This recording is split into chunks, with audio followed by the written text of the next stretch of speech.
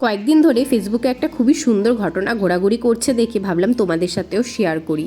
চোখে জল আনার মতো আর মন ছুঁয়ে যাওয়ার মতো একটা ঘটনা। এই যে বয়স্ক দম্পতিকে দেখতে পাচ্ছেন, এনারা গিয়েছিলেন নিজেদের জমানো টাকা নিয়ে নিজের বউয়ের জন্য সামান্য কিছু গয়না কিনতে। পকেটে ছিল 500 টাকা, 10 টাকা, 20 টাকার কিছু নোট। ওনারা ভেবেছিলেন এই টাকাতেই আশা করি কিছু গয়না উনি ওনার বউয়ের জন্য কিনতে পারবেন। বাট এখন যা সোনার দাম, এই টাকায় কিন্তু সোনার গয়না কেনা পসিবল নয়। সেটা এই দোকানের মালিক যে সাদা জামা পরা দেখতে পাচ্ছেন সেও ভালো করে জানতো। ইনি কিন্তু এনাদের পুরো গল্প পরিস্থিতি সব কিছু দেখলেন, তারপর যেই কাজটা করলেন সেটা কিন্তু এখনকার দিনে খুব কম মানুষেরই করতে পারবে।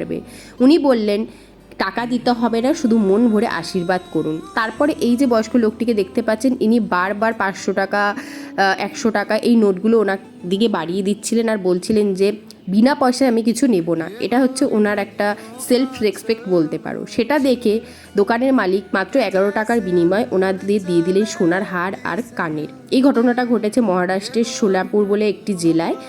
পুরো ঘটনাটা থেকে কিন্তু অনেকগুলো জিনিস শেখা যায়, যে শুধুমাত্র বড়লোক হলেই হয় না, বড় মনও থাকা চাই, যেটা এই দোকানের মালিক প্রমাণ করে দিলেন আজকে। তো দোকানের মালিককে কুর্নিশ জানাই। আর একটা জিনিসও কিন্তু এখানে খুব ভালো লাগলো, যে এই বয়সে এসেও নিজের বউকে খুশি করার জন্য, নিজের বউয়ের মুখে হাসি ফোটানোর জন্য এই বয়স্ক লোকটি নিজের সব জমানো পুঁজি নিয়ে সোনার দোকানে কিছু না ভেবে চলে এসেছিলেন নিজের বউয়ের জন্য গয়না কিনতে। তোমাদের পুরো ঘটনাটা কেমন লাগলো অতি অবশ্যই জানিও।